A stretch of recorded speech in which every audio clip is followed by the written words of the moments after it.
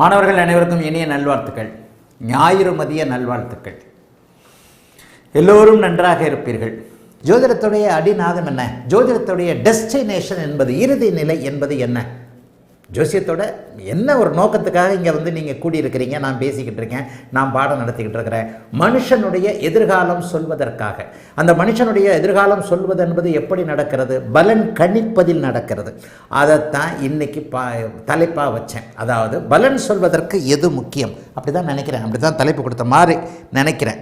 இதற்கு இடையில் ஒரு மணி நேரம் 2 மணி நேரம் கழித்து வேணால் பலன் சொல்வதற்கு பலன் கணிக்க எது முக்கியம், பலன் கணிக்க எது முக்கியம். இப்போ இந்த இடத்துல நம்ம எல்லாருக்குமான ஒரு ஃபைனல் டெஸ்டினேஷன் என்பது என்ன? ஜோதிடத்தில் எந்த இடத்தில் நாம் ஒரு இடத்துல கூடியிருக்கிறோம், நான் வகுப்பு நடத்த அதை நீங்கள் கவனித்து கொண்டிருப்பது என்பது என்ன நோக்கத்திற்காக? ஒரு மனிதனுடைய எதிர்காலத்தை கணித்து அவனுடைய ஃபியூச்சரை சொல்கிறது தான் ஜோதிடத்தினுடைய ஹைலைட். ஜோதிடத்தினுடைய ஹைலைட் ஒரு மனிதனுடைய எதிர்காலம். ஜோதிடத்தினுடைய பலன் கணிக்க எது முக்கியம்? பலன் கணிக்க எது முக்கியம்? பலன் கணிக்க எது முக்கியம்? பலன் தான் இன்னைக்கு இந்த கிளாஸு. நீங்கள் ஜோதிடம் இது எல்லாமே இதைத்தானே சொல்லுது. பலன் கணிக்க எது முக்கியம்? முதல்ல ஜாதகம் முக்கியம்னு சொல்லிடணும். ஏதாவது ஒரு வகையில் கிண்டலாக கூட சொல்லலாம். பலன் கணிக்க ஜாதகர் வருவது முக்கியம். நாம் பாட்டில் எப்படி பலன் கணிச்சிக்கிட்டு இருக்கிறது? யாராவது ஒரு வாடிக்கையாளர் வந்தால் தானே அவருடைய பலனை கணிக்கலாம், இப்படி கூட சொல்லலாம். உண்மையிலேயே ஒரு ஜோதிடத்தினுடைய டெஸ்டினேஷன், இந்த வகுப்பினுடைய ஆதார கட்டமைப்பு அமைப்புகளுடைய நோக்கம் என்ன அப்படின்னு பார்த்தீங்கன்னா, நம்ம எல்லாரும் பலன் கணிக்கிறதுக்காக, ஒரு மனிதனுடைய எதிர்காலத்தை தெரிந்து கொள்வதற்காக, அது சார்ந்த விஷயங்களை நான் நடத்துகிற சில விஷயங்களை தெரிஞ்சுக்கிறதுக்காக தான் இன்றைக்கி நீங்கள் கண்டிப்பாக வந்திருக்கிறீங்க. அப்போ ஒரு சின்ன லெக்சர் கொடுத்துட்டா சமீப காலத்தில் இந்த விழிப்புணர்வு வந்து கொண்டே இருக்கிறது. அதுவும் உங்கள் ஆசான் மூலமாக தம்பட்டமாகவோ தற்பரமையாகவே சொல்லிக்க விரும்பலை. லக்கணம் என்பது எவ்வளவு முக்கியம் என்பதை கடந்த சில வருடங்களாக அடிக்கடி சொல்லிக்கிட்டு இருக்கேன். 1950 வருஷத்துக்கு முன்னாடி 1970கள் 80களில் பிறந்தவர்களுடைய பெரும்பாலானவர்களுடைய நேரம் தப்பு. அப்போ மாணவர்கள் எல்லாருமே இதுக்காக நிறைய வீடியோக்கள் போட்டிருக்கேன், லைவ்லாம் இதைத்தான் சொல்கிறேன். பெரும்பாலும் பாருங்கள் 5 நிமிஷம் 10 நிமிஷம் லக்ன சந்திலே வரும். நீங்கள் முதல்ல பலன் கழிக்கிறதுக்கு முன்னாடியாக அந்த லக்னத்தை எப்படி உறுதி செய்கிறது?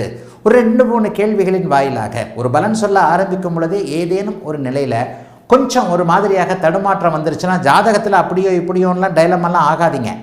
ஒருவேளை ஜாதகத்தில் லக்னம் தப்பாக இருக்கலாம் அப்படிங்கிற ஒரு எண்ணத்தோடும் நீங்கள் போக வேண்டும்.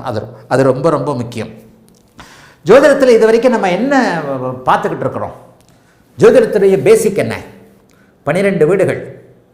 12 வீடுகளின் மேலே அமர்ந்த 9 கிரகங்கள். அதில் 27 நட்சத்திரங்கள்னு கொண்டு வரோம். அந்த 27 நட்சத்திரங்கள் இல்லைன்னா ஜோசியம் இல்லை தான். ஒரு இடத்துல இந்த தூரத்தில் நவாம்சத்தில் இந்த இடத்துல அது இருக்குன்னு கணிக்கிறதுக்காவது தூரம் வேண்டும் இல்லையா? டிஸ்டன்ஸ் வேணும் இல்லையா? ஒரு அடையாளம் வேண்டும் இல்லையா? ஐடென்டிஃபை பாயிண்ட் தான் நட்சத்திரங்கள். நட்சத்திரங்களுக்குள்ள எந்த பலனும் இல்லை. பலன் கணிப்பதற்கு நட்சத்திரம் முக்கியமா? இல்லை. ஆனால் ஒரு கிரகம் எந்த இடத்தில் இருக்கிறது என்பதற்கு நட்சத்திரம் கண்டிப்பாக முக்கியம். Identify points. நான் அடிக்கடி சொல்கிற மாதிரி விழுப்புரத்துக்கும் திண்டிவனத்துக்கும் நடுவில் எந்த இடத்துல வண்டி நிற்கிது அப்படின்னு நீங்கள் கேட்குறதுக்கு பக்கத்தில் ஏதாவது ஒரு இடத்த சொல்லுவீங்க இல்லையா? அது மாதிரியான ஒரு நிலைகளில். ஆனால் அந்த இடத்தில் நீங்கள் நிற்பதால் தான் இப்படி ஒரு சம்பவம் நடந்து விட்டது அப்படின்னு சொன்னால் ஜோசியத்தில் அது இல்லை. அதனால தான் 160 165 கிளாஸில் நட்சத்திரத்தை பற்றியே உங்களுடைய ஆசான் பேசலை. ஆனால் நட்சத்திரத்தில் மட்டும்தான் எல்லாம் இருக்குது அப்படிங்கிற மாதிரியாக கிளாஸுகள் நடந்து கொண்டு ஜோதிடத்தை அவங்க தான் இதில் வேறு என்ன தெரியுமா சொல்லுவாங்க? நட்சத்திர ஆதரவாளர்கள் உயர்கணித சார ஜோதிட அமைப்பில் நாங்கள் தான் துல்லிய பலனை சொல்கிறேன்னுவாங்க.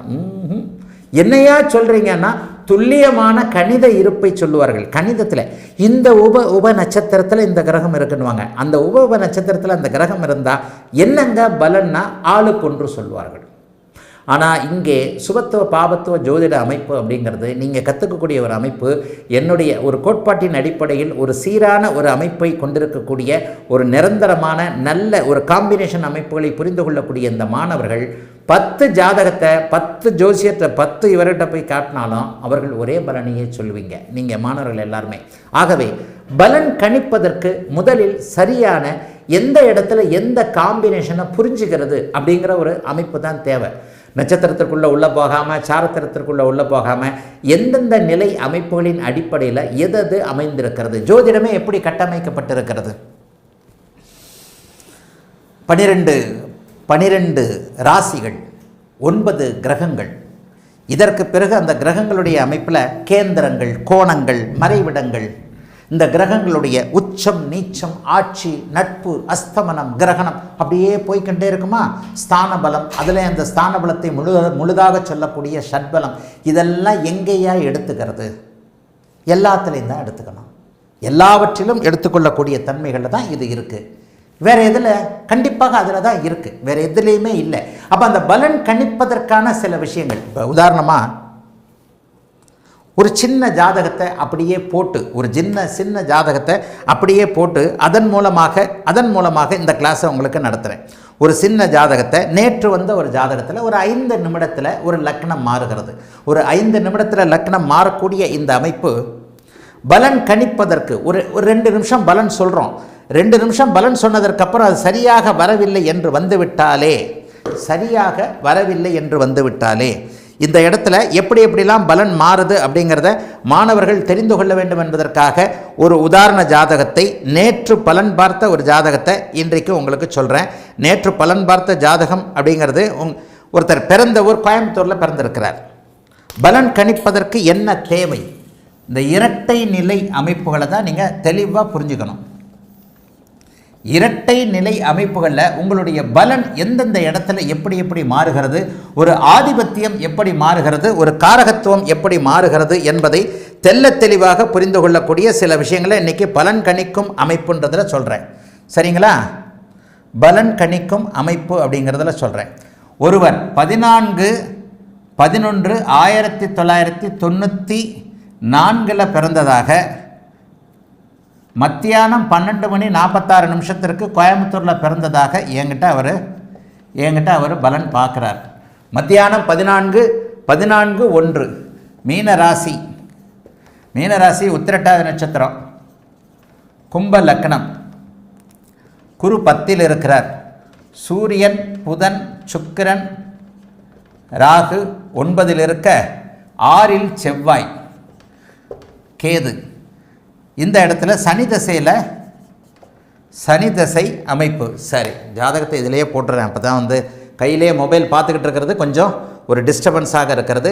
பலன் கணிக்கின்ற அமைப்புகளில் இவ்வளவு நாள் நான் சொல்லிக் கொடுத்த அமைப்புகளின் அடிப்படையில் எப்படி நீங்கள் எல்லாவற்றையும் உறுதி செய்து கொண்டு எதை எப்படி ஒன்று மட்டும் பலன் கணிக்கிறதுக்கு எது முக்கியம்னா ஒன்று மட்டும் இல்லை, எல்லாமே அப்படியே முக்கியமாக இருக்கக்கூடிய ஒரு அமைப்பு தான். எல்லாமே தேவைப்படுகின்ற இடத்துல ஒவ்வொன்றாக ஒவ்வொரு ஆயுதத்தையாக எடுத்துக்கொண்டு சண்டை போடுறது மாதிரி ஒவ்வொரு ஆயுதத்தையும், இப்போ சண்டை போடுறதுக்கு வேல் கம்பு தேவையா, கத்தி தேவையா, அல்லது இந்த சின்ன கத்தி தேவையா, பெரிய வாள் தேவையா அப்படின்னு கேட்டிங்கன்னா ஒரு யுத்தம் செய்யக்கூடிய ஒரு வீரன்ட்ட எல்லாம் தேவை என்று தான் சொல்லுவார் இல்லையா? அதுபோல் இதுவரைக்குமே இத்தனை வகுப்புகளில் நீங்கள் கற்றுக்கொண்ட எல்லாவற்றையும் ஒரு சில நிலைகளில் எல்லாவற்றையும் பொருத்தி பார்த்து அத்தனை விதிகளோடு அத்தனை நுணுக்கங்களோடு எந்த இடத்தை எப்படி பொருத்தி பார்ப்பது என்பதில் தாங்க இந்த பலன் கணிக்கக்கூடிய அமைப்புகள், அதற்கான அவசியங்கள், அதற்கான தேவைகள்லாம் வருது அப்படிங்கிறதாங்க உண்மை. இந்த ஜாதகர் கோயம்புத்தூரில் பிறந்ததாக என்கிட்ட பலன் கேட்குறாரு. இந்த பலன் இன்றைக்கு பலன் கணிப்பதில் ஓரளவுக்கு சக்ஸஸ்ஃபுல்லாகவே இருக்கிறேன். இப்போ இவருக்கு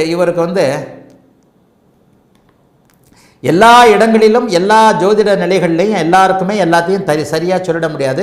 இவருக்கு இப்போ சுக்கிரதசை நடந்துக்கிட்டு இருக்கு. சுக்கிரதசையில் இப்போ இவருக்கு சுயபுக்தி முடிஞ்சு சூரிய புக்தி முடிஞ்சு, சூரிய புக்தி போய்கிட்டு இருக்கு. இப்போ இவருக்கு சுக்கிரதசையில் சூரிய புக்தி நடப்பு.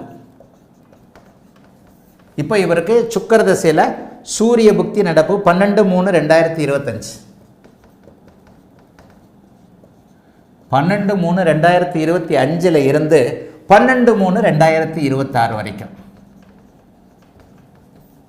பிறக்கும்போது சனி திசையில் அவருக்கு நடப்பு.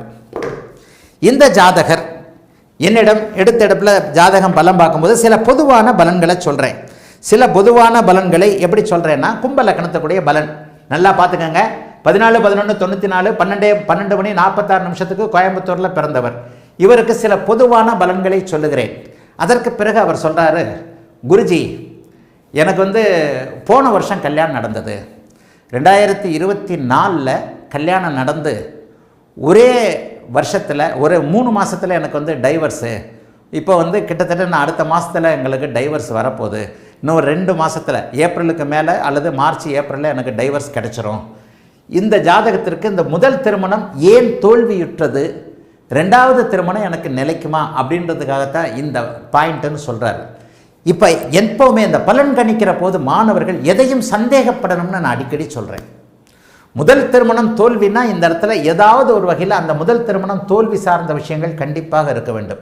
இங்கே சுக்கிரதசை ராகு நடக்கிறதுனாலையோ அல்லது 7ஆம் பாவகாதிபதி நீச்சனாக இருக்கின்ற காரணத்தினாலே, இங்கே நீச்ச பங்கமாக தான் இருக்கிறார், 7ஆம் பாவகாதிபதி நீச்சனாக இருக்கின்ற காரணத்தினாலேயோ இந்த அமைப்பு முதல் திருமணம் முற்றாக அமையக்கூடிய, முற்றாக விலகக்கூடிய அமைப்புகளில் கிடையாது. பலன் கணிக்கக்கூடிய யுக்திகளில் இதுவும் ஒன்று. இன்னைக்கு நேற்று பார்த்த ஜாதகம் இது. ஐயா இந்த மாதிரி வந்து சுக்கிரதசை நடக்குது, இதுக்கு முன்னாடி இப்படி நடந்திருக்கு அப்படி நடந்திருக்கு, இப்போ வந்து 30 வயசு வரைக்கும் செட்டில் ஆக மாட்டீங்க, 30 வயதிற்கு பிறகு 33 வயதிற்கு பிறகு தான் செட்டில் ஆகக்கூடிய ஜாதகம், உத்திரட்டாதி நட்சத்திரத்தில் பிறந்திருக்கிறீங்க, இந்த ஜன்மச்சனி சில இடர்பாடுகளை சொந்த வாழ்க்கை மற்றும் தொழில் ரீதியிலான அமைப்புகளை உங்களுக்கு கொடுக்கும்னு சொல்லும் போதே, போன வருஷம் கல்யாணம் ஆச்சு குருஜி, கல்யாணம் ஆகி 3 மாதத்தில் 2 பேருக்கும் ஒத்து வரல, ஒரே மாதத்தில் தெரிஞ்சு போச்சு, 3 மாதத்தில் பிரிஞ்சிட்டோம், இப்போ டிவோர்ஸ் எல்லாம் போட்டு இன்னும் ஒரு மாதம் 2 மாதத்தில் கம்மிங் மார்ச்சுக்குள்ளே எனக்கு வந்து டிவோர்ஸ் கிடச்சிரும், மார்ச்சுக்கு பிறகு எனக்கு வந்து திருமணம் நடக்குமா, எப்போ நடக்கும், ஏது நடக்கும், எல்லாமே டீசெண்டாக இருந்தால், ஆனால் ஒரு வருஷமாக கடுமையான கஷ்டம், 7.5 சனி நினச்சிக்கிட்டேன் அப்படின்னு சொன்னார். சில விஷயங்கள்லையே டக்குன்னு எனக்கு அப்படியே இதை கமெண்ட்டாக உங்களுக்கு கேட்க போகிறதில்ல, என்னுடைய பாணியை வைத்து நான் உங்களுக்கு விளக்கிறதுக்காக தான் பலன் கணிக்கிறதுக்கு எது தேவை அப்படிங்கிறத சொல்ல போகிறேன். ஏன்னா போன தடவை உண்மை ஜாதகத்தை சொல்லும்போது இன்னும் கொஞ்சம் சில பேர் வந்து ஒரு உண்மை ஜாதகத்தை வச்சு விளக்கும்போது இன்னும் கொஞ்சம் சில விஷயங்களை புரிஞ்சுக்கிறீங்க. நான் 2-3 விஷயத்தில் தான் பார்த்தேன். 7ஆம் அதிபதி நீச்சமாகி நீச்ச பங்கத்தில் இருக்கக்கூடிய ஒரு அமைப்பில், ராசிக்கு 7ஆம் இடமும் அப்படி ஒன்றும் பெரிய அளவில் நெகட்டிவாக இல்லாத அமைப்பில், சுக்கிரதசை என்னதான் ராகுவோடு இணைந்திருந்தாலும் கூட இவருக்கு சுக்கிரதசையில் இனிமேதான கல்யாணத்தையே கொடுக்கணும், கல்யாணத்தை கொடுத்து இவருக்கு பிரிக்கிறது, கல்யாணத்தை கொடுத்து இவருக்கு மனச்சங்கடத்தை கொடுக்கிறது என்றால் ஏதோ ஒரு நுட்பம், பலன் கணிக்கக்கூடிய இடத்துல ஒரு நுட்பம் இருக்கிறதே அப்படின்னு பார்த்துட்டு அப்புறம்தான் டக்குன்னு லக்கணம் 5 நிமிடம் கன்சல்டேஷனுக்கு பிறகுதான் லக்கணத்திற்கு வந்தேன். லக்கணம் 12:44 மாறுது, 1 நிமிஷத்தில் லக்கணம் மாறுது. 12:45 கும்ப லக்கணம், 12:46 நம்ம கும்ப லக்கணம். இந்த ஜாதகர் ஒரு 2 நிமிடம் கழித்து முன்னாடியே பிறந்துட்டார். பலன் கணிக்கிறதுல எந்த இடத்துல நீங்கள் தவறுவீங்க, எந்த இடத்துல கவனமாக இருக்கணுன்றதுக்காக இந்த ஜாதகத்தை இப்போது நான் உங்களுக்கு எடுத்து வச்சு போடுறேன். நேற்று நடந்த சமாச்சாரம் இது. இப்போ அப்படியே வேற ஒன்றும் இல்லை, இந்த ஜாதகத்தில் 2 நிமிஷம் முன்னாடியே டைமை மாற்றிக்கங்க. இது நேற்று கன்சல்டேஷனு 12:44 முன்னாடிலாம் நீங்கள் பிறந்துட்டீங்க, மகர லக்கணங்கன்னு நான் சொன்னேன். மகர லக்கணம்னு நான் சொல்லி சில ஆதிபத்திய காரகத்துவங்களுக்காக சொல்கிறேன். ஒரு லக்னம் மாறினா ஆதிபத்தியம் எல்லாம் மாறிவிடுகிறது என்பதை மாணவர்கள் தெளிவாக புரிந்து கொள்ள வேண்டும். இவ்வளவு நாள் நான் சொல்லிக் கொடுத்தது ஆதிபத்தியங்கள் எப்படி செயல்படும், காரகங்கள் எப்படி செயல்படும் என்கின்ற போது லக்னம் மாறினா ஆதிபத்தியங்கள் டோட்டலாக மாறிடும். இங்கே பாருங்க, அதே தான் 12:46 பிறந்தவர். இதில் என்ன தெரியுமா அவர் சொன்னது? குருஜி இதே தான் வழக்கம் போல எல்லாரும் சொல்கிறது தான். இத்தனை பேர்கிட்ட ஜாதகம் பார்த்துருக்கிறேன், கல்யாணத்துக்கு முன்னாடி 4 பேர்கிட்ட பார்த்தேன், அவர்கிட்ட பார்த்தேன், இவர்கிட்ட பார்த்தேன். ஏங்க உங்களுக்கே உங்கள் லக்கணம் 2 நிமிஷத்தில் மாறுதேன்னு தெரியலன்னா எனக்கு தெரியலங்க, நான் பார்க்கலங்க அப்படின்ட்டார். அவருக்கும் ஓரளவுக்கு ஜோதிடத்தில் ஆர்வம் இருக்குது. இத்தனை ஜோதிடர்களிடம் பார்த்தும் நான் லக்கணம், ஏன்னா கையில் கொடுக்குற ஜாதகத்திற்கு என்றைக்குமே மாணவர்கள் பார்த்துடாதீங்க, சொல்லிடாதீங்க. பலன் தவறும் பொழுது உங்கள் மேலே நீங்கள் நம்பிக்கை வைத்து, ஜோதிடத்தின் மேலே நீங்கள் நம்பிக்கை வைத்து, மனித தவறுகள் எங்கே அங்கே இருக்கின்றன என்பதைத்தான் நீங்கள் பார்க்க வேண்டுமே தவிர உங்கள் மேலே நம்பிக்கை இல்லாமல் நமக்கு தெரிஞ்சது இவ்வளோதானோ அப்படின்ற மாதிரி இல்லாமல் ஜோதிடத்தில் ஏதாவது வேறு விதி ஒரு காம்ப்ரமைஸாக இருக்கலாம்னு நினச்சிக்கிட்டு இருந்தீங்கன்னா உங்களால் உண்மையான பலன் சொல்ல வராது. இது ஒரு ஹைலி அமைப்பு. ஆசானை போலவே நீங்களும் ஒரு தன்னம்பிக்கையோடு இருக்க வேண்டியது, ஜோதிடத்தின் மீது நம்பிக்கையோடு இருக்க வேண்டியது கண்டிப்பாக அவசியம். 2 நிமிடத்திற்கு முன்பாக இந்த இடத்துல ஒரு 1/2 மணி நேரம் 1 மணி நேரம்னா கூட கொஞ்சம் நமக்கு சந்தேகம் வராமல் வேறு ஏதாவது குழம்பி போயிருப்போம். டக்குன்னு நான் லக்னத்தை பார்த்தா 12:44 லக்னம் மாறுது, 12:44 மகர லக்னம். மகர லக்னமாக இருந்தால் அப்படியே அவர் சொன்ன அத்தனை அமைப்புகளும் அதற்கு பிறகு அவருடைய கூட பிறந்தவங்க யார் என்ன அப்படின்றத கேட்டு சில நிலைமைகளில் இது பண்ணும்போது அப்படியே நம்முடைய சுபத்துவ பாபத்துவ விதிகள் எந்த அளவிற்கு பொருத்தமாக வருகிறது என்பதை இங்கே தெள்ள தெளிவாக மாணவர்கள் உணர முடியும். இங்கே பாருங்கள், மகர லக்கணமாக இருந்தால் 2 நிமிஷம் தான், தசாபக்தி அமைப்புகள்லாம் பெருசாக மாறாது. மகர லக்கணமாக இருந்தால் இப்பொழுது அவருக்கு 12/3/2025 அட்டமாதிபதி புக்தி நடந்து கொண்டிருக்கிறது. மகர லக்கணமாக இருந்தால் அதே சுக்கிரதசை தான். லக்னத்திற்கு 7 செவ்வாய், லக்னத்துக்கு 2 சனி. முதல் திருமணம் பெரும்பாலும் தோல்வி அடைந்தவர்கள் அல்லது முதல் திருமணமே தாமதமாக நடப்பவர்கள் எல்லாருடைய ஜாதகத்தில் பார்த்தீங்கன்னா இந்த 2 7ஆம் பாவகங்கள் கடினமாக அப்படியே ஒரு மாதிரி நெகட்டிவாக இருக்குன்றதை நல்லா பார்த்துக்கலாம். ஒரு லக்கணம் மாறின உடனே, ஒரு 2 நிமிடம் மாறின உடனே பலன் எப்படி அப்படியே அடியோடு மாறுகிறது, ஜோதிடம் எப்படி உண்மையாகிறது என்பதை இந்த இடத்துல மாணவர்கள் கண்டிப்பாக கவனித்தே ஆக வேண்டும். இதை 2 நிமிஷத்தில் எல்லாருக்குமே லேப்டாப் இருக்கும், எல்லாருமே கையில் மொபைல் வச்சுருப்பீங்க. 2 நிமிஷத்தில் லக்கணம் மாறுறதை பார்த்துக்கோங்க. 2 நிமிஷம் 12:44 நான் போட்டு அப்படியே மகர லக்கணமாக மாற்றினோம்னா அவருடைய வாழ்க்கை சம்பவங்கள் அப்படியே ஆதிபத்திய காரக அமைப்புகளோடு தெள்ள தெளிவாக வந்துவிட்டது என்பது தான் உண்மை. இந்த இடத்துல பாருங்கள், 30 வயதில் கல்யாணம் பண்ணியும் அவருக்கு முதல் திருமணம் நிலைக்கலையேன்றதுக்கு நான் கொஞ்சம் குழம்பிக்கிட்டு தான் இருந்தேன். 7ஆம் இடத்தை சனி பார்த்தாலோ 7ஆம் அதிபதி இப்படி இருந்தாலோ இந்த அமைப்பெல்லாம் கிடையவே கிடையாது. 7ஆம் இடத்துல முழு குத்தகைக்கு பாபர்கள் 7 2ஆம் இடங்கள்ல இருக்கும்போது ஒரு அமைப்பு. ஆக இந்த இடத்துல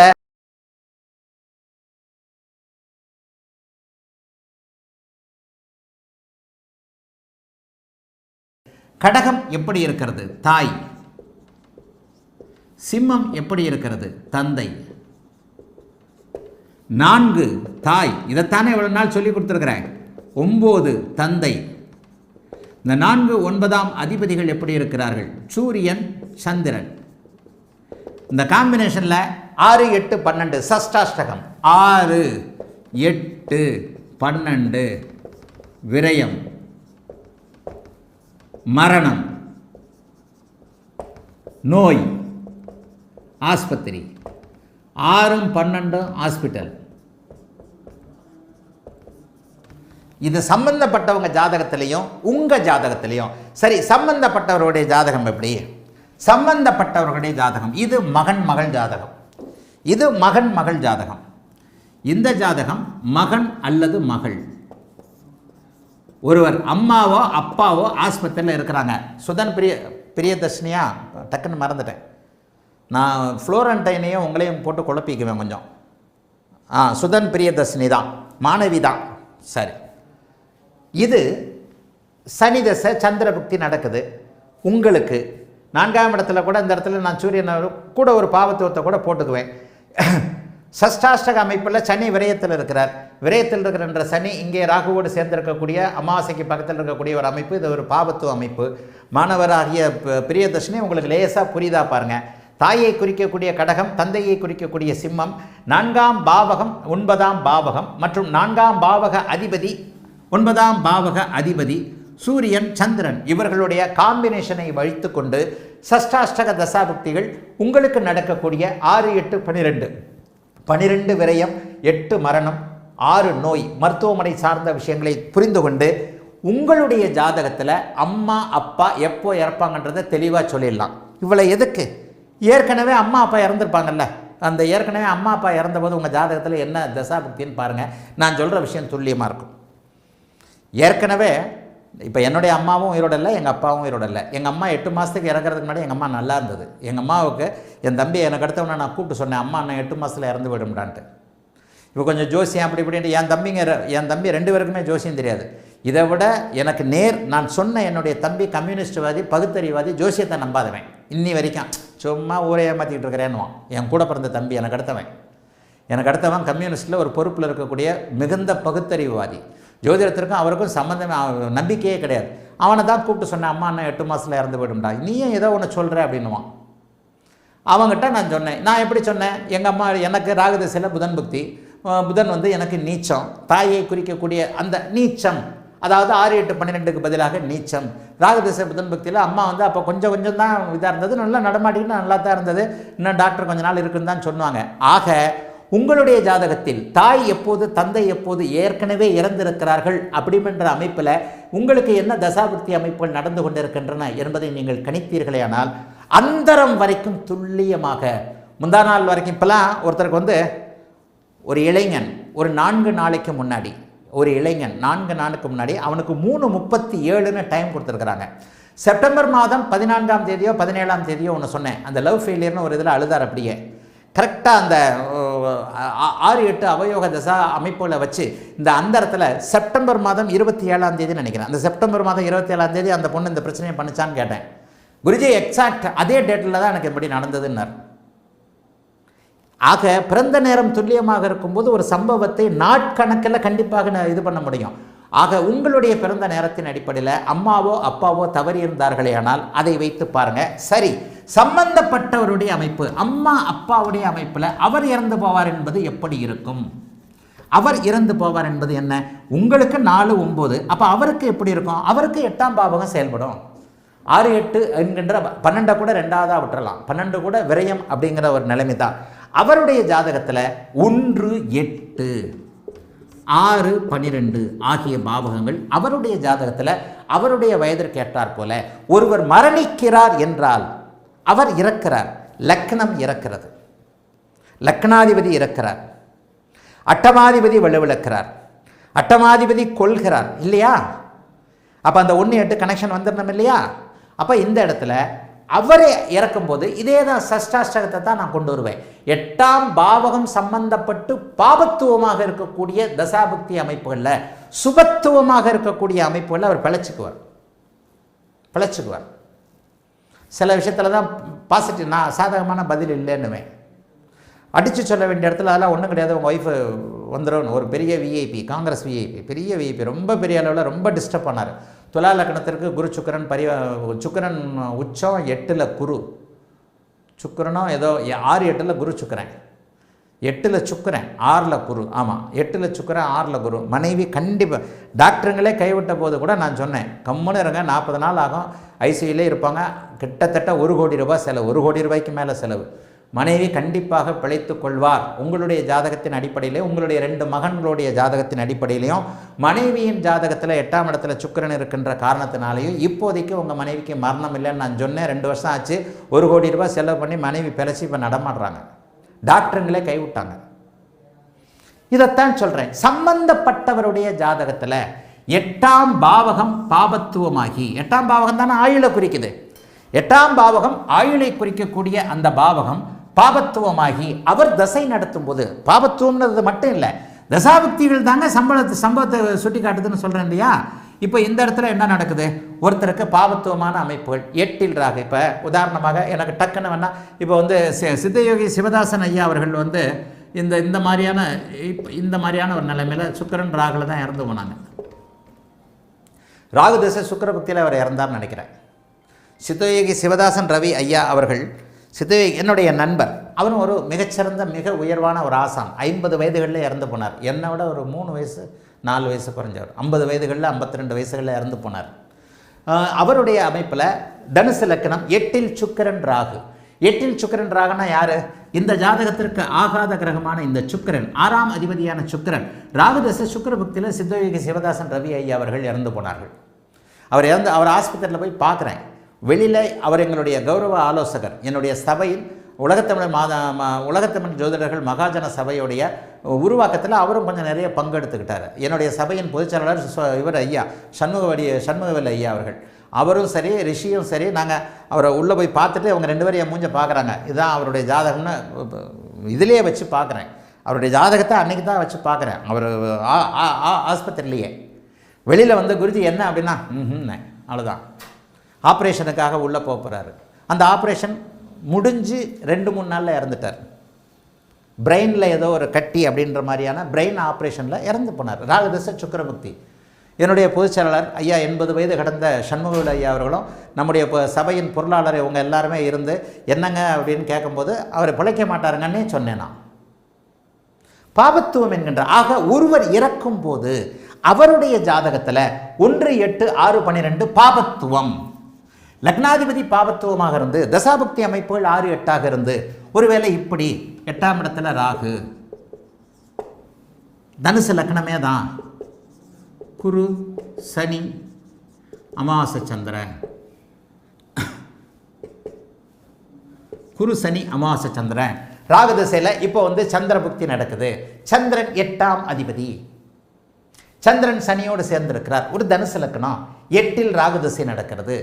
8இல் இருக்கக்கூடிய ராகுவிற்கு 8இல் இருக்கக்கூடிய சந்திரன், அட்டமாதிபதியாகிய சந்திரன் சனியோடு சேர்ந்திருக்கிறார். குருவை கூட விட்டுருங்க, நான் சனி செவ்வாயோடு சேர்ந்திருக்கிறார். அடிக்கடி பாபத்துவத்தை சொல்கிறேன் இல்லையா? இப்போ அவருடைய உயிர் அமைப்புகள் இந்த இடத்துல எந்த விதத்துலையும் அவருக்கு சுபத்துவமே இருக்கக்கூடாதுன்னு வச்சுக்கோங்க. இந்த இடத்துல எந்த இடத்துல வந்தாங்க, லக்னாதிபதி நீச்சமாக கூட இருக்கிறாரு, அல்லது ராகுக்கு தொடர்புகளே இல்லை, வேறு மாதிரி எப்படியாவது போட்டுக்கோங்க.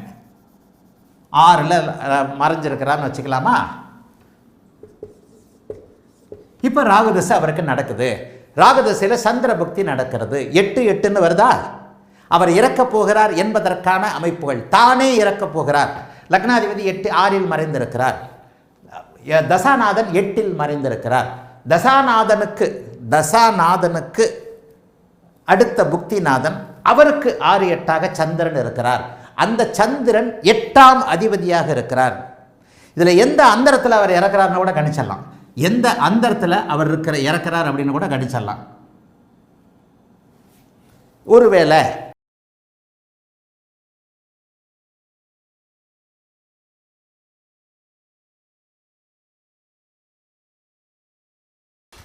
மகர லக்னம், புதன் 10இல் இருக்கிறார், கூடவே சுக்கிரனும் இருக்கிறார்.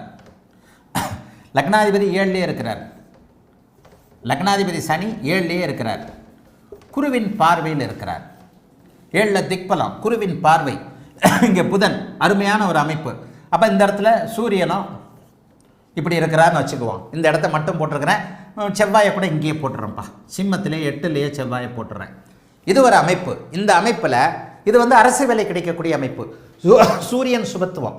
இந்த இடத்துல என்ன போடணும்? நீங்கள் புதன் தசை புதன் புக்தி வரும்போது உங்களுக்கு வேலை கிடைச்சிருமா இல்லையா?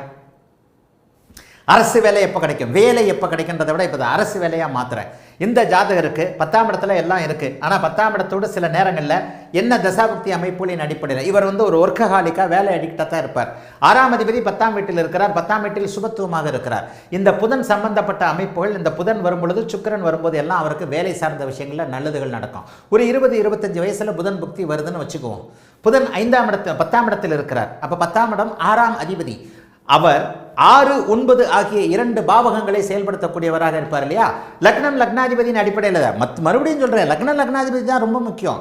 இந்த லக்னத்தின் அடிப்படையில் மகர லக்னத்திற்கு 7ஆம் இடத்துல சனி இருந்தாலும் குருவின் பார்வை, சூரியனுக்கும் அந்த குருவின் பார்வை இருக்கும்போது இவருக்கு கவர்மெண்ட் வேலை கிடைக்குமான்னு வர்றாங்க.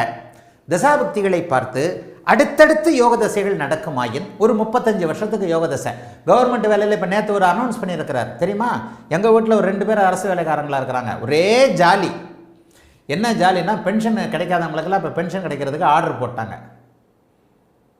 எங்கள் ஒருத்தர் வந்து எனக்கு ஃபோன் பண்ணி சொல்கிறாங்க, ஒரு பெரிய இதில் என்னுடைய நெருங்கிய உறவினர், இந்த மாதிரி அக்கா வீட்டுக்காரருக்கு இந்த மாதிரி வந்து அரசு வேலையில் இனிமேல் பென்ஷன் கிடைக்க போகுது அப்படின்னு என்னுடைய நெருங்கிய உறவினர் சொல்லுகிறார்.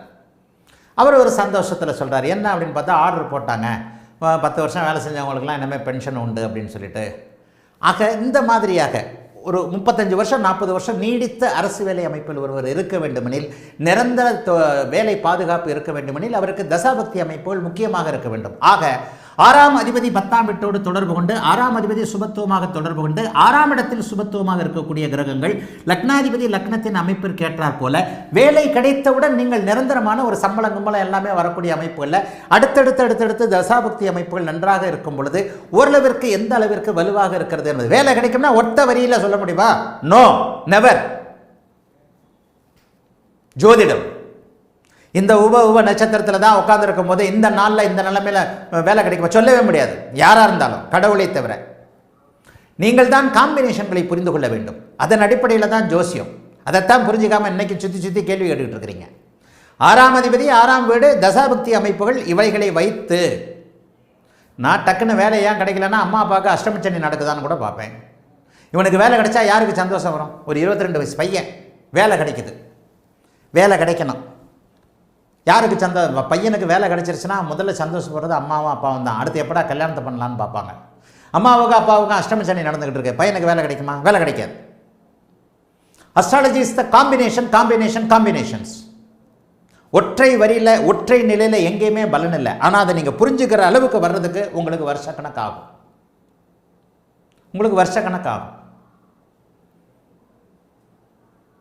இப்படியே விஷயங்களை சொல்லிக்கிட்டே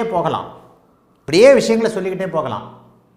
பக்கத்து மாநிலம் ஒருத்தர் உயர் பதவிக்கு அப்படியே ஒரு பெரிய இதை எடுத்துக்கிட்டு இருக்கிறார். 2022 என்னமோ ஜாதகம் கேட்கும்போது உங்கள் கட்சி தான் ஜெயிக்கும், ஆனால் நீங்கள் உயர்நிலைக்கு வர முடியாது. 2025 நவம்பர் வரைக்கும் உங்களுக்கு தடை இருக்குன்னு சொன்னேன். அவர் நம்பவே இல்லை. பக்கத்து மாநிலத்தை சேர்ந்த ஒரு உயர்நிலையில் இருக்கக்கூடியவர். 2025 நவம்பர் மாதம் வரைக்கும் உயர்நிலைக்கு வருவதற்கு உங்களுக்கு தடை இருக்கிறது, நீங்கள் 2ஆம் நிலையிலே இருப்பீங்கன்னு.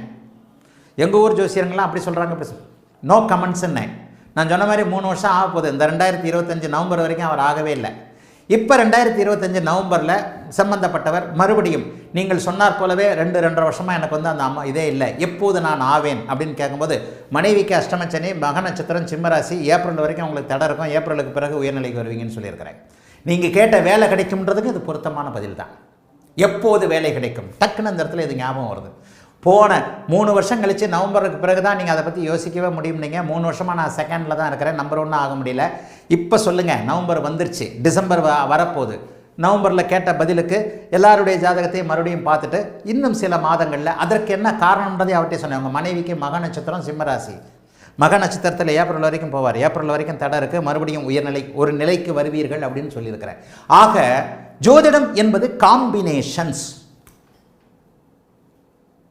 இப்போ நான் சொன்ன மாதிரி அப்பா அம்மா எப்போ சாவாங்க, உங்கள் ஜாதகத்திலே அதுலேயும் உள்ள ஒரு பையனுக்கு வேலை கிடைக்க போகுது. 6 11ஆம் அதிபதியும் சில நேரத்தில் வேலையை கொடுப்பாரு. 8 12ஆம் அதிபதிகள் வேலையை கொடுத்ததை பார்த்துருக்கிறீங்களா? வெளிநாட்டில் எப்படி வேலை கிடைக்கும்ன்றது எப்படி பண்ணுறது? 8 12ஆம் இடங்கள் இல்லையா? 12 பாவகத்திற்குள்ளும் உள்ளே இருக்கக்கூடிய அந்த பாவக தொடர்புகளை புரிந்து கொண்டு 8 12ஆம் இடங்கள் கூட வெளிநாடு வெளிமாநிலம். ஒருத்தனுக்கு சரராசியில் இருக்குது, 12ஆம் வீட்டில் இருக்குது. 12ஆம் வீட்டில் இருக்கக்கூடிய கிரகம் 8 12 சுபத்துவத்தின் காரணமாக ஒருவேளை 12ஆம் இடத்திலேயே ஒரு சுப கிரகம் இருந்து அவரை தூர இடங்களில் வேலை செய்ய வைக்க போது 12ஆம் இடத்தில் சுபகிரகம் இருந்து எந்த வீட்டை பார்ப்பார்? 6ஆம் வீட்டை பார்ப்பார் இல்லையா? 6 12ஆம் இடங்கள் அந்த இடத்துல தொடர்புகள் வந்துடுது இல்லையா? உங்கள் பையன் எத்தனையோ பேருக்கு சொல்லியிருக்கிறேன், ஃபாரினில் வேலை கிடைச்சி போகுது, ஹைதராபாத்தில், பெங்களூரில் வேலை கிடைக்கும். கண்டிப்பாக வெளிமாநிலத்தில் வெளிநாட்டில் தான் வேலை கிடைக்கும். 8 12ஆம் இடங்கள் சுபத்துவமாக இருக்கின்றன. ஆமாங்க ஐயா, நீங்கள் சொன்ன மாதிரியே கன்சல்டேஷனில் எத்தனையோ இன்ப அதிர்ச்சிகள்லாம் வரும். 5 வருஷத்துக்கு முன்னாடி எனக்கு கரெக்டாக பெங்களூரில் வேலை கிடைக்கும்னு சொன்னீங்க. 3 வருஷத்துக்கு முன்னாடி இந்த மாதத்தில் தான் உனக்கு கல்யாணம் ஆகும்னு சொன்னீங்க. 2 வருஷத்துக்கு முன்னாடி மார்ச் 25ஆம் தேதி உன் கையில் பெண் குழந்தை இருக்கும்னு சொன்னீங்க. அதே மாதிரி பிறந்த பெண் குழந்தையா இவ அப்படின்னு சொல்லுவாங்க. இந்த இன்ப அதிர்ச்சிகள் எல்லாம் இந்த காம்பினேஷன்களை புரிந்து கொள்ளும்போது, அன்புள்ள விஜயா அவர்களே, காம்பினேஷன்களை புரிந்து கொள்ளும்போது உங்களால் கண்டிப்பாக முடியும். ஆக வேலை கிடைப்பது என்பது 6 பாவகம், 6ஆம் பாவகம், 11ஆம் பாவகம், 12ஆம் பாவகம். 12ஆம் பாவகத்தில் ஒருவர் சுவர் இருந்து 6ஆம் பாவகத்தோடு தொடர்பு கொள்ளும்போது வெளிநாட்டில் வேலை கிடைக்குமா, எங்கே கிடைக்கும், எங்கே கிடைக்கும்ன்றதையும் தசாபக்தி அடுக்குகள் எவர் ஒருவர் தசாபக்தி என்ன செய்யும்ன்றதை துல்லியமாக கணிக்க வல்லுநராகி விட்டாரோ அவர் தான் உண்மையான ஜோசியராக இருக்கிறார்னு அர்த்தம். 10 பொருத்தம் பார்க்காத ஜோசியராக இருப்பார். தசாபக்தியில் தாங்க எல்லாமே இருக்குது. தசாபக்தி அடுக்குகளை துல்லியமாக பலன் சொல்ல வைப்பது நம்முடைய சுபத்துவ பாபத்துவ சுற்றுமூழு கோட்பாடு. நடக்கிற சம்பவங்கள் எதை வச்சுங்க நடக்குது? வேலை கிடைப்பது என்பது ஒரு சம்பவம், ஒரு சந்தோஷமான ஒரு சம்பவம். அந்த சந்தோஷமான சம்பவத்தை நடத்தி காட்டுவது தசாபக்தி. அப்போ அந்த தசாபக்தி 6ஆம் இடத்தோடு சந்தோஷ சுப நல்ல கிரகம் தொடர்பு கொண்டு இருக்கும் பொழுது, பாபத்துவமின்றி அந்த 6ஆம் இடம் இருக்கும் பொழுது அது உங்களுக்கு நடைபெறுகிறது. அப்போது 6ஆம் பாவகம் சுபம். இங்கே 6ஆம் பாவகம் சுபத்தன்மையோடு இருக்கிறது. 6ஆம் பாவகாதிபதி சுபத்தன்மையோடு இருக்கிறார். சுபர் வீட்டில் இருக்கிறார், 10ஆம் வீட்டில் இருக்கிறார். 6 10ஆம் இடங்கள் தொடர்பு கொண்டு இருக்கின்றன. ஆக இவருக்கு புதன் புக்தியில நல்லது 6ஆம் பாவகத்தின் வழியாக செயல்பட வேண்டும். ஆகவே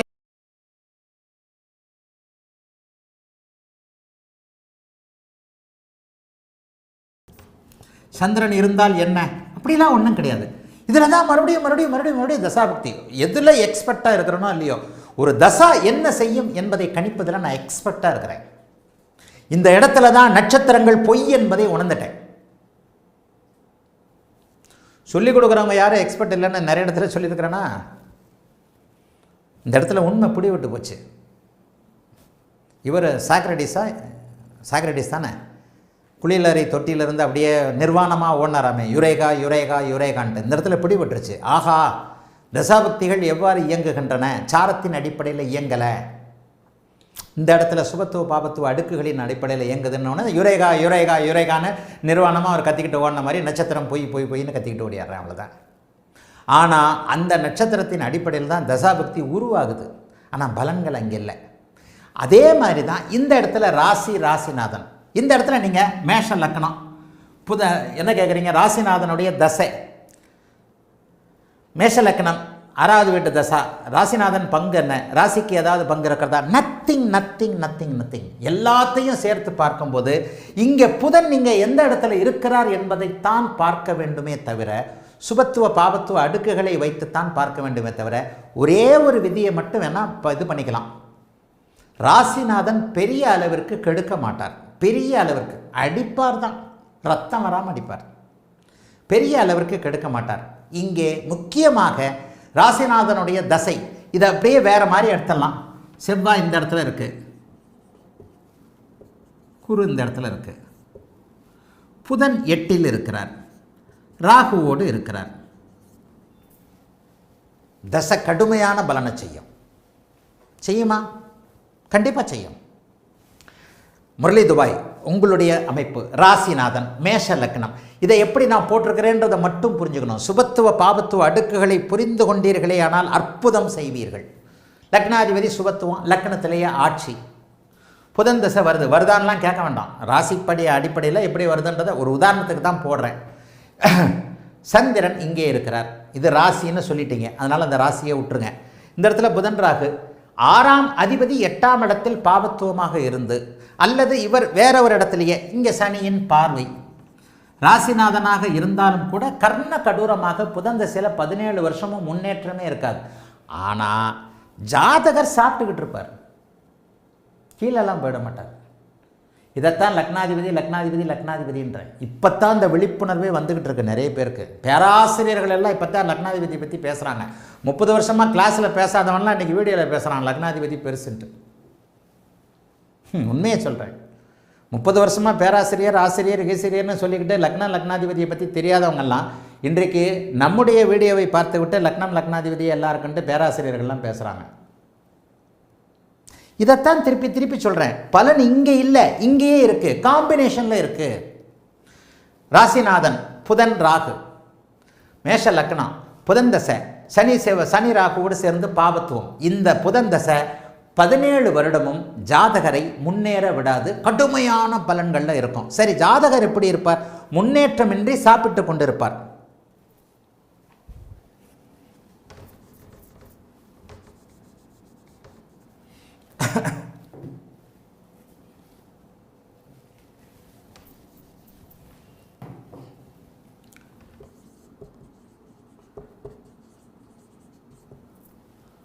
இதே புதன் திசை எப்படி இருக்கும்? ஜாதகர் ஊரை விட்டு ஓடி போயிருப்பார்.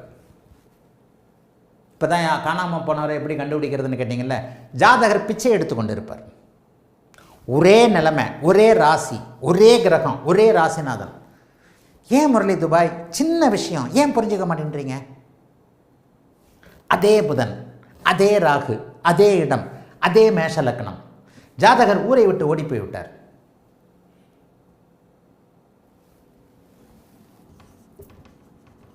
ஜாதகர் பிரச்சனைகளை சமாளித்துக் கொண்டிருக்கிறார், வெளியே தெரியாமல். ஆனால் முன்னேற்றம் இல்லாமல் இருக்கிறார்.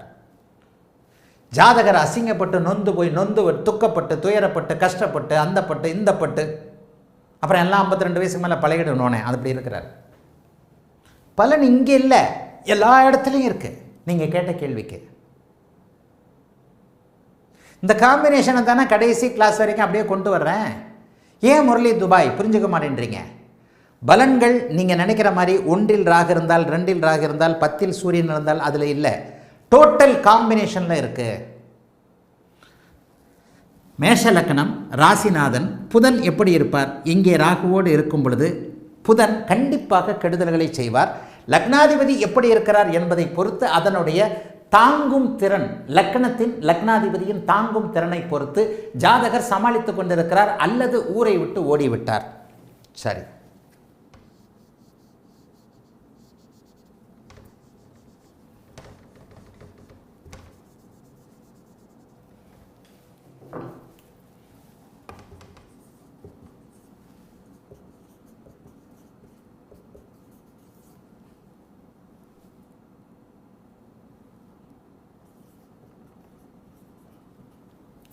புதன் திசை நன்றாகவே இருக்கிறது. 8 12ஆம் இடங்கள் சுபத்துவம். ஜாதகர் சொந்த ஊரை விட்டு வெளியேறி வெளி மாநிலங்களில் புதனுடைய அறிவு சார்ந்த விஷயங்களில் நல்லா இருக்கிறார். அதே சந்திரன், அதே மேஷ லக்னம், அதே என்ன ராசி, கன்னிராசி, நீங்கள் சொன்ன 6ஆம் அதிபதி, அந்த 6ஆம் அதிபதி அதே 8இல் இருக்கிறார். சுக்கரனோடு சேர்ந்திருக்கிறார், குருவின் பார்வையில் இருக்கிறார்.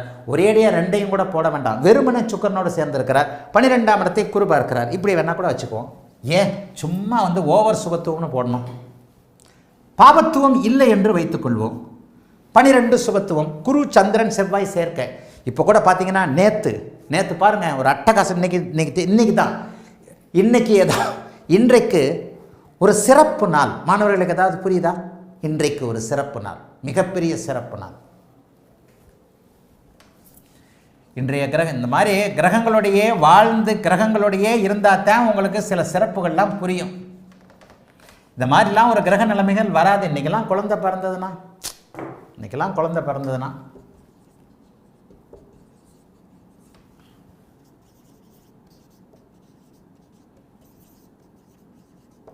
இது இன்றைய கிரக நிலைமை.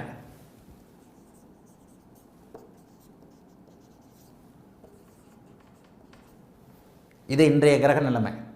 இன்றைக்கி எவ்வளோ டாப்பான நாள் தெரியுமா? மார்கழி திருவாதிரைக்கு பக்கத்தில், பௌர்ணமிக்கு பக்கத்தில் இன்றைக்கு எவ்வளோ பெரிய ஒரு கிரக நிலைமைகள் தெரியுமா? இன்றைக்கெல்லாம் பிறக்கிற குழந்தைகள், இந்த 2 நாளில் இந்த அமைப்பில் பிறக்கிற குழந்தைகள் ராகு கேது தொடர்பு இல்லாமல் சனியோடைய பார்வை மட்டும் இருந்தாலும் பரவாயில்ல, அதி உச்ச நிலைக்கு போய் கொண்டிருக்கக்கூடிய குரு, பௌர்ணமி நிலையில் இருக்கக்கூடிய சந்திரன், சூரியன் புதன் சுக்கிரன் செவ்வாய் ஆகிய 4 கிரகங்களையும் சுபத்துவப்படுத்தி சரியான லக்னத்தில், கும்ப லக்னத்திலேயோ துலா லக்னத்திலேயோ குழந்தை பிறந்தா என்ன அட்டகாசம். ஒருவேளை மார்கழி திருவாதிரைனா அந்த அமைப்பு வந்துடணும், அதாவது குருசனி இதுதான் அடுத்து வரணும். கும்ப லக்னத்திலேயோ துலா லக்னத்திலேயோ அப்படி பிறந்ததுன்னா இன்றைய நிலைமையெல்லாம் இன்றைக்காக பார்த்துருக்குறீங்களா? நீங்களே யோசனை பண்ணி பார்க்க வேண்டாமா? இது ஒரு அபூர்வமான கிரக நிலைமை இல்லையா? பௌர்ணமியோடைய 2 குருக்களுடைய அமைப்பில் புதன் சுக்கிரன் சூரியன் செவ்வாய் ஆகிய அத்தனை பேரும், ஒரு ராஜன் மகாராஜன் பிறப்பான், ஒரு அதிகாரம் உள்ளவன் பிறப்பான், ஒரு எலன் மாஸ்க் பிறப்பான், ஒரு பெரிய புத்திசாலி பிறப்பான், பெரிய சயின்டிஸ்ட் பிறப்பான். இதெல்லாம் பார்த்துருக்கிறீங்களா? என்னைக்காவது நோட் பண்ணி பார்த்துருக்கிறீங்களா? பழைய நேரம் உள்ள ஆதித்ய குருஜியாக இருந்தால் நேரம் பெரிய பெரிய ஆர்டிகள் எழுதியிருப்பேன். இதை வச்சு நேரம் இல்லை. இன்றைய கிரக நிலைமை இது. இந்த லக்னம் மட்டும் சரியாக அமைஞ்சிருச்சுன்னா, ஒருவேளை மிதன லக்னம் கூட பரவாயில்ல தான். மிதன லக்னத்திலே பிறந்திருந்தால் 9ஆம் பாவகம் அடிபடும். தகப்பன் பாவகம் அடிபடக்கூடாது. 9ஆம் பாவகம் அடிபடாமல் இருக்கணுன்றதுக்காகத்தான் நான் துலா லக்னமும் கும்ப லக்னமாக போடுறேன். மிதன லக்னத்தில் பிறந்திருந்தால் கூட ஓரளவுக்கு நல்லத்தான் இருக்கும். இந்த முக்கோணமாகிய இந்த 3 லக்கணங்களோடு குரு தொடர்பு கொண்டு அவைகளே லக்கணமாகி இன்றைக்கோ நாளைக்கோ பிறக்கக்கூடிய குழந்தைகள் எப்படி இருக்கும்னு யோசிச்சிருக்கிறீங்களா? எதிர்கால ஜோதிடர்களாகிய இளம் வயது மாணவன் சிவகரியா நீ உள்பட இன்னும் 30 வருஷம் கழித்து அந்த மாதிரி வரக்கூடிய ஜாதகங்களை, அதாவது 2055 என்னை போன்ற வயதுகளில் இருக்கக்கூடிய அந்த 2055 நீங்கள் ஜாதகம் பார்க்கும்போது ஆதித்ய குருஜியை நினைப்பீங்க. நீங்கள் கிளாஸில் சொல்லி கொடுத்தாரியா இன்றைக்கி எவ்வளோ பெரிய ஆளாக இவர் ஜாதகம் பார்க்க வராருங்க. ஆக இந்த இடத்துல